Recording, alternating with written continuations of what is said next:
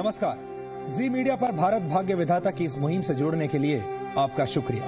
पिछले हफ्ते जी मीडिया की इस मुहिम में हमने मुद्दा उठाया था आपकी सुरक्षा का, जिस पर देश भर से हमें लाखों प्रतिक्रियाएं मिली हैं। इस हफ्ते हम ऐसा मुद्दा उठा रहे हैं जो हमें हर रोज चुभता है और अब एक जख्म बन चुका है।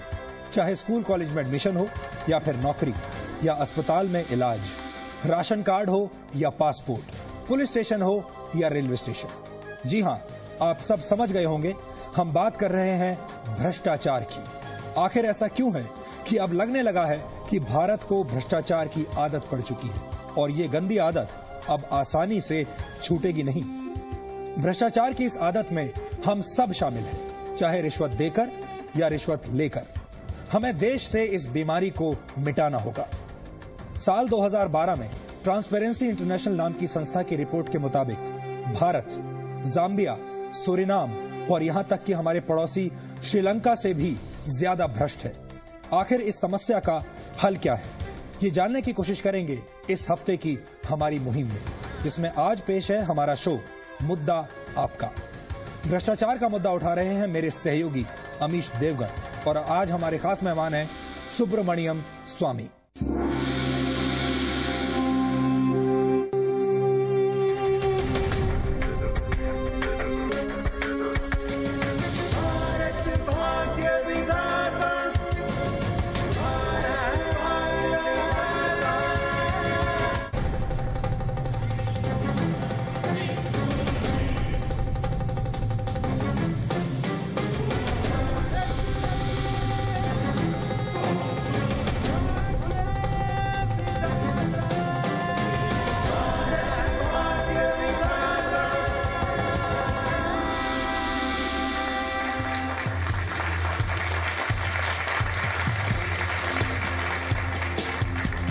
नमस्कार, मैं हूं अमीश देवगुन। भ्रष्टाचार, करप्शन एक वक्त था जब ये शब्द गाली हुआ करते थे, लेकिन हालात कुछ यूं बदल गए हैं कि अब ये स्टेटस सिंबल जैसे माने जाते हैं। भारत में न सिर्फ घोटालों के तौर तरीके बदल गए हैं, बल्कि कुछ करोड़ के घोटालों को जैसे अब गिना तक नहीं जाता। एक देश जहां पर करीब 30% आबादी गरीबी रेखा से नीचे रहती हो, ऐसे में लाखों करोड़ों के घोटाले खबर बने तो फिक्र जरूर होती है कि इस कैंसर से निजात अब कैसे मिलेगा। क्या हम भ्रष्टाचार के साथ जीना सीख गए हैं? क्या ये ऐसी लाइलाज बीमारी है जो देश को खोखला कर चुकी है? और क्या भ्रष्टाचारी को लोग रोल मॉडल की तरह भी अब देखने लगे हैं? ये कुछ बड़े सुलगते सवाल हैं और ये भ्रष्टाचार ही इस बार का मुद्दा है।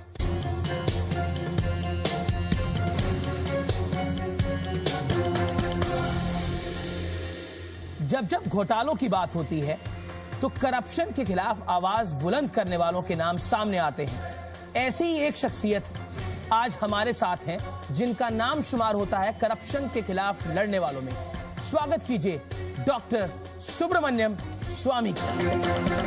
In the Supreme Court, I have already argued.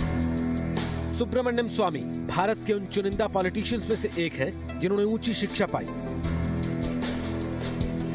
दुनिया की सबसे प्रतिष्ठित यूनिवर्सिटी हार्वर्ड से उन्होंने पीएचडी की और वहां एसोसिएट प्रोफेसर भी बने। भारत में उन्होंने आईआईटी में पढ़ाने का काम भी किया।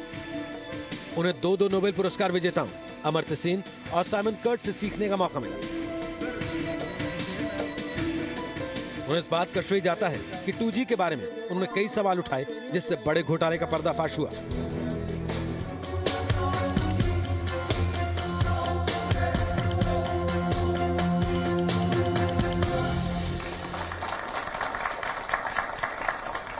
जिन लोगों ने लंबे वक्त तक करप्शन से लड़ाई की है, उनमें इनका नाम सबसे आगे है। सुब्रमण्यम स्वामी, आपसे बात शुरू करने से पहले जरूर जानना चाहेंगे, जरूर देखना चाहेंगे हमारा न्यूज मेकर का मुद्दा क्या है। और आज का हमारा न्यूज मेकर भी करप्शन है, भ्रष्टाचार है। भारत एक ऐसा देश जो कभी ईमानदारी की मिसाल रहा, लेकिन आज इस सच्ची कड़वाहट से भी रूबरू होना जरूरी है कि ये दुनिया के सबसे भ्रष्ट देशों में से एक है।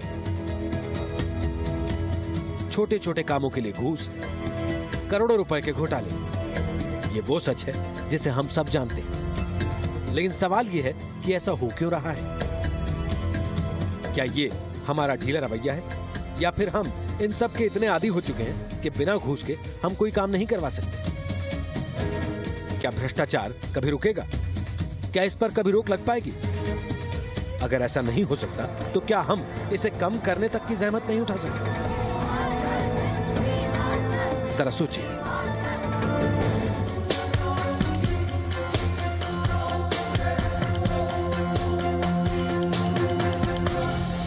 डॉक्टर स्वामी, कहीं ना कहीं ऐसा लगता है कि करप्शन और ये जो शब्द है ये हमारी जिंदगी में आम होता जा रहा है। हर जगह करप्शन है। हम सिर्फ नेताओं की बात नहीं करते, ब्यूरोक्रेसी में भी करप्शन है, आम आदमी भी थोड़ा करप्ट हो गया है। तो कुल मिलाकर जो ये करप्ट सिस्टम है ये देश का हिस्सा बन गया है। वास्तविकता है यही है, लेकिन जो इतिहास के से हम जो सीखते हैं वो ये है कि करप्शन को समाप्त करने के लिए ऊपर से शुरू करनी होती है। वहीं से लोगों को प्रेरणा मिलती है। अब कोई मंत्री स्तर पर पुलिस होम मिनिस्टर है और वो पुलिस कमिश्नर को कहता है कि मुझे इतना पैसा चाहिए, तो वो इकट्ठे करने के लिए उसको मजबूर करते हैं। या कोई फाइनेंस मिनिस्टर है, वो अपना ऑफिसर को कहता है कि इनकम टैक्स के रेड करके मुझे इतना कलेक्ट करके दो। इस तरीके से वो धीरे धीरे धीरे आती है, जो इसलिए ऊपर से नीचे आती है करप्शन। करप्शन नीचे से ऊपर कभी जाती नहीं है। करप्शन जो है वो इस देश की हर पार्टी का एक हिस्सा भी है, हर पॉलिटिकल पार्टी का। चाहे कांग्रेस में हम सुरेश कलमाड़ी को देखें, बीजेपी में येदियुरप्पा हैं या फिर बंगारू लक्ष्मण है। कुल मिलाकर स्थितियां ऐसी नजर आती हैं कि करप्शन के साथ पॉलिटिशियंस और पॉलिटिकल पार्टीज एफिलिएट अब होने लगे हैं। आम जनता को लगता है कि अगर पॉलिटिशियंस है तो करप्ट है। अब ऐसे भी पॉलिटिशियन हैं जो करप्ट नहीं है। हमारे देश में एक बुरी आदत हो गई है कि अपने बचाव के लिए हम कह देते हैं कि सब करप्ट हैं, सब नंगे हैं, हमें कुछ करना नहीं है, इसमें कुछ होना वाला नहीं है। लेकिन डॉक्टर स्वामी, एक बात तो आप भी मानेंगे कि निश्चित तौर पर सब करप्ट नहीं है, लेकिन जो ईमानदार हैं उनकी तादाद भी बहुत कम है। पर वो काफ़ी है। एक जंगल में शेर तो एक होगा, बकरी 1000 होंगे, परंतु शेर को देगा, लेकिन वो शेर को दहाड़ने नहीं देते क्योंकि उन बकरियों की आवाज बहुत होती है। नहीं, वो बकरी भाग जाते हैं वैसे ही। जी, मैं आपको एक आंकड़ा देना चाहूंगा। पूर्व सीवीसी रहे हैं प्रत्युष सिन्हा, उनके मुताबिक इस देश में 20% लोग ही सच्चे तौर पर ईमानदार है। वो तमाम आम लोगों पे भी, जो टेलीविजन स्क्रीन के उस पार बैठे, उन पे भी एक सवाल खड़ा करता है। हम भी अपनी सहूलियत के लिए करप्शन करते हैं। नहीं, मैं ये नहीं मानता हूं कि सब करते हैं। अभी अब देख रहे हैं कि कई ईमानदार ऑफिसर्स के साथ क्या हाल हो रही है और कितनी परेशानियां उठा रहे हैं। अभी हरियाणा में एक ऑफिसर निकला, अभी नोएडा में भी एक ऑफिसर निकली। तो ऐसे देश में जो ईमानदार लोग हैं बहुत हैं। आप सिर्फ कांग्रेस शासित राज्यों की बात करते हैं, बीजेपी शासित राज्यों में कोई दिक्कत नहीं? मुझे येदियुरप्पा को आप भूल जाते हैं। मुझे मैं ये कहूँगा, छत्तीसगढ़ में सीडी कांड को आप भूल जाते हैं। मैं ये कहूँगा कि मैं विपक्ष में होने के कारण कांग्रेस की बात कर सकता हूँ।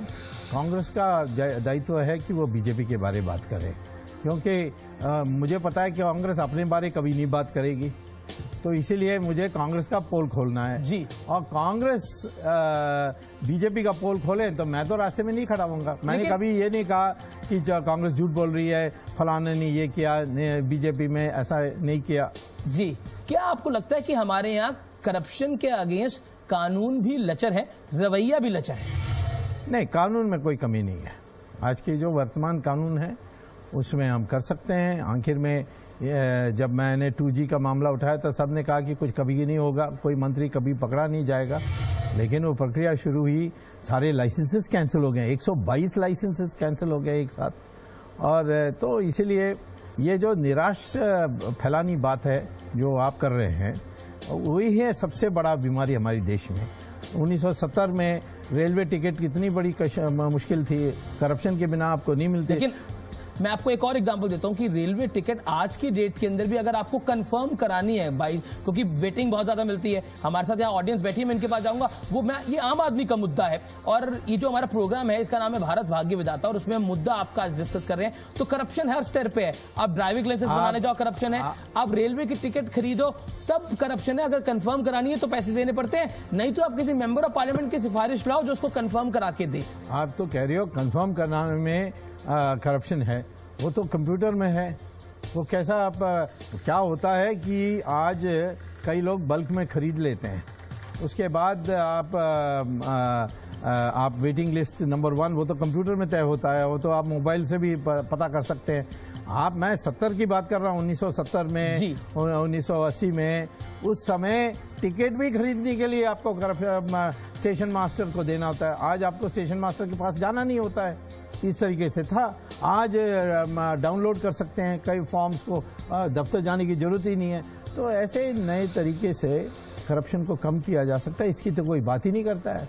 जी, क्या आपको लगता है कि हमारे यहाँ ट्रांसपेरेंसी जो है वो बहुत कम है और इसी की वजह से करप्शन बढ़ती है? अगर हम पॉलिटिकल पार्टीज की फंडिंग की बात करें तो वहां पर भी कहीं ना कहीं ऐसा लगता है कि कुछ ना कुछ मामला गड़बड़ है। आजकल तो आप देख रहे हैं कुछ नेता बोले हैं कि मेंबर ऑफ पार्लियामेंट, राज्यसभा में मेंबर ऑफ पार्लियामेंट बनने के लिए कितने पैसे देने पड़ते हैं, और उसके बाद खबरें तो ये भी आती हैं एमएलए की टिकट लेने के लिए बड़ी पॉलिटिकल पार्टीज में। अब आप बीजेपी में हैं तो आपको ये समस्या मुझे लगता है ना आगे आने वाले दिनों में कितने पैसे में एमएलए का टिकट बिकता है, ये आम चीजें। और ये खुद राजनेता दूसरे राजनेताओं पर आरोप लगाते हैं, इसके लिए मीडिया को किसी और के पास जाने की जरूरत नहीं है। पार्लियामेंट मेंबर बनने के लिए किसी को हिम्मत नहीं है पैसा मांगने के लिए, मैं बता रहा हूँ। मैं पैसा देने तभी आप अभी मेंबर ऑफ पार्लियामेंट नहीं है? नहीं, मैंने चुनाव नहीं लड़ा क्योंकि उन्होंने ईवीएम में फ्रॉड किया है, तो ईवीएम को ठीक करने के लिए मैं सुप्रीम कोर्ट में केस डाला था। अब वो केस जीत गया हूँ, तो अगले बार जब इलेक्शन होगी तो नया ईवीएम होगा जिसमें वोटर स्लिप मिलेगी आपको। आपकी फंडिंग कौन करेगा फिर? फंडिंग के लिए क्या प्रॉब्लम है? मैंने भ्रष्टाचार करके तो मैं फंडिंग नहीं करूंगा। आप मुझे दक्षिणा दोगे तो मैं ले लूंगा। मैं तो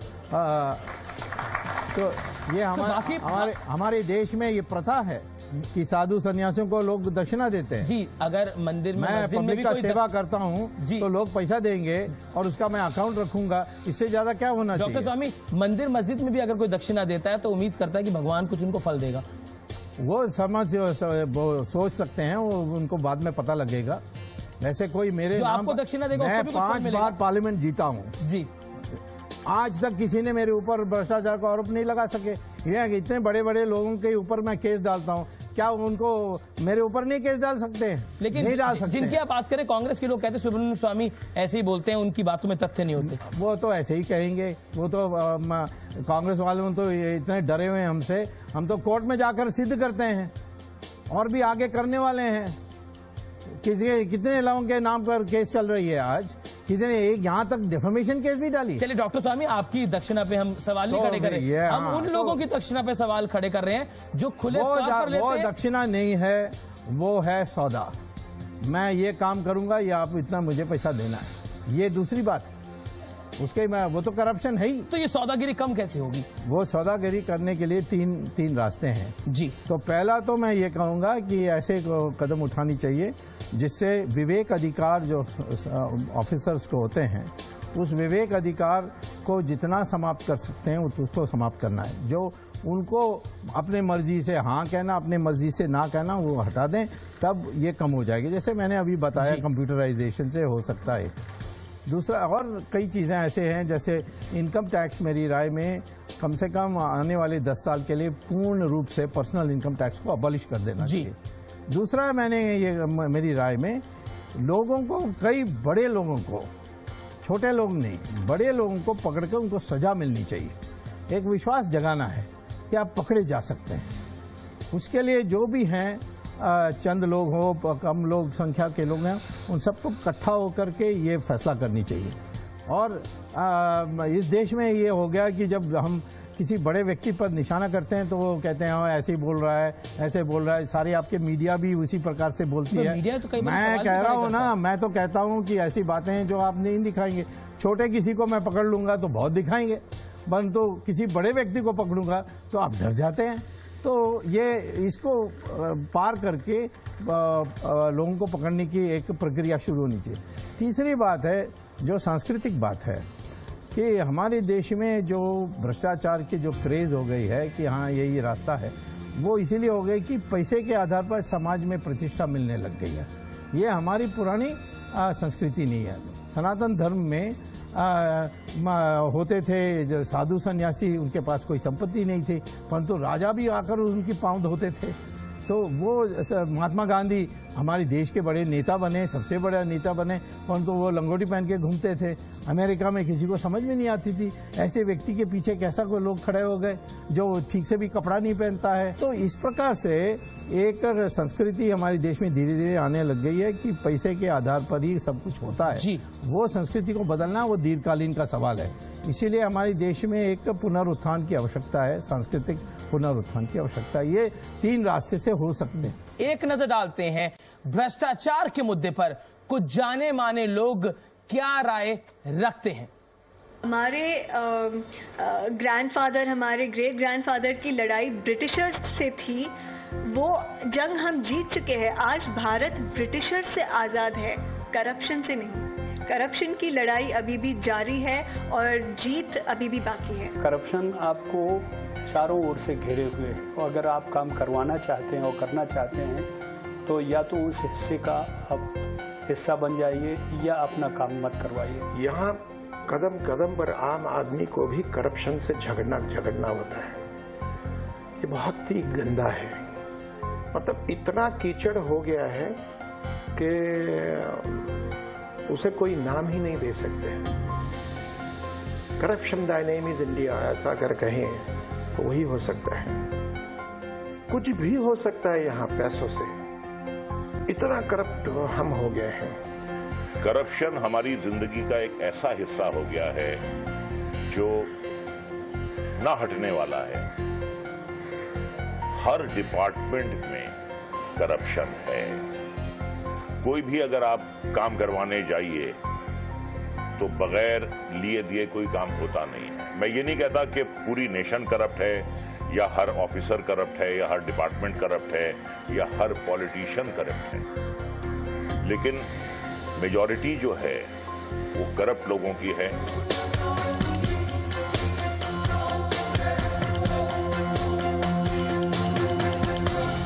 और आइए अब चलेंगे हम जनता जनार्दन के पास और जानेंगे कि उनका इस पर क्या नजरिया है और क्या राय है।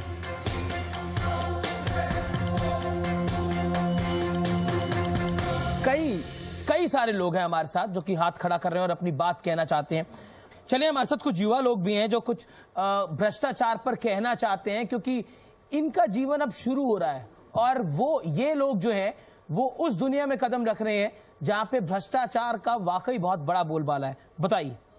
आज तो study even in educational institution अगर हमें एडमिशन चाहिए तो वहाँ भी करप्शन है इन अ नेम ऑफ डोनेशन।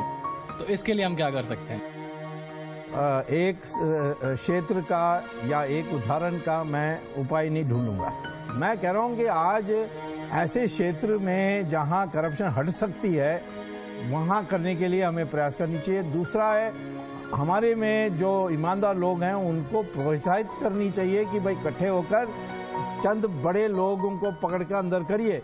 इतनी बाहर हमारी देश में पैसा जमी है 70 लाख करोड़ रुपए, जिससे आपको 14 साल के लिए टैक्स देने की जरूरत नहीं होगी। इतना पैसा को लाने के लिए आप फोकस करिए।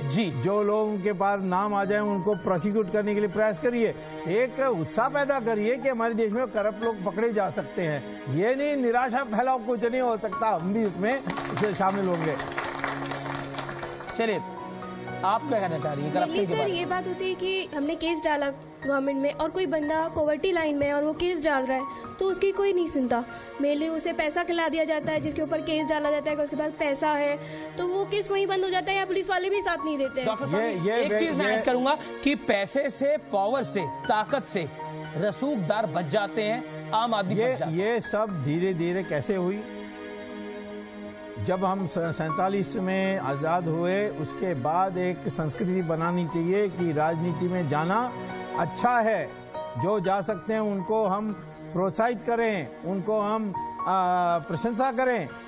धीरे धीरे 47 के बाद ये हवा बनी, राजनीति में जाना बुरा है, और धीरे धीरे वो जो खाई पैदा हुई वो बदमाशों ने, चोरों ने, उन लोगों ने उसको भरा है। आज बीमारी इस तरह से पहुंची है, इसको इलाज करने के लिए टाइम लगेगा। पहले मैं आपसे कहूंगा कि जो राजनीति में है वो उनको, जो राजनीति में जाने चाहते हैं उनको प्रोत्साहित दीजिए।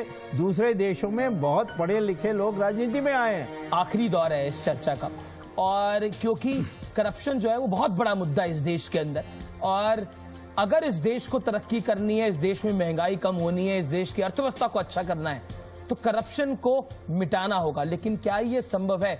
This is possible 100%। एक जमाना था, आप जो लास्ट वर्ड फ्रॉम यू, एक जमाना था जब हमारे देश को सबसे ईमानदार देश मानते थे। चाइना से आए भिक्षु, यहाँ बुद्धिस्ट के भिक्षु, उन्होंने वास्को ड गामा वहाँ आया था स्पेन से, उसने भी ये कहा, अमेरिका से मार्क ट्वेन आए, सब ने ये कहा था कि हिंदुस्तान सबसे ईमानदार देश है, हमने जो देखा है। लेकिन क्या हो गया, कुछ कारण से आज हम सबसे भ्रष्ट में आ गए हैं। इसको हटाया जा सकता है। ये 3 रास्ते जो मैंने बताए हैं, इसको करना है, और पहले कदम है कि किसी को निराश मत करिए, ये मत करिए करप्शन हट नहीं सकता, हमारे खून में आ गई है, ये निकल नहीं सकता, ये प्रचार मत करिए। हमारा ये इनिशिएटिव है कि चाहे करप्शन हो, चाहे महंगाई हो, आम आदमी की भागीदारी होनी चाहिए, और मुद्दों पर सवाल जरूर खड़े होने चाहिए, और इन तमाम मुद्दों के सॉल्यूशन भी होने चाहिए। आपका डॉक्टर स्वामी बहुत बहुत शुक्रिया हमारे साथ जुड़ने के लिए। तो ये था आज का मुद्दा आपका, जिसमें हमने चर्चा की उस मुद्दे पर जो आपके जीवन से जुड़ा हुआ है, और आप भी इसके बारे में जरूर सोचिएगा। नमस्कार, क्योंकि आप हैं भारत के भाग्य विधाता।